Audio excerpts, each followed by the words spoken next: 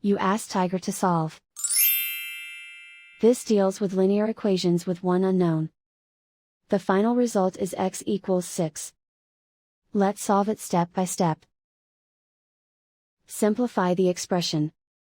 Expand the parentheses. Group like terms. Multiply the coefficients. Simplify the arithmetic. Group like terms. Combine like terms. Group all constants on the right side of the equation. Subtract 7 from both sides. Simplify the arithmetic.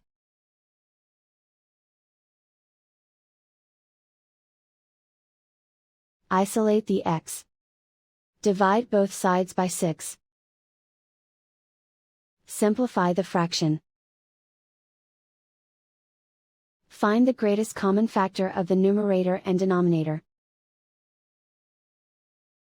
Factor out and cancel the greatest common factor. And so the final result is x equals 6.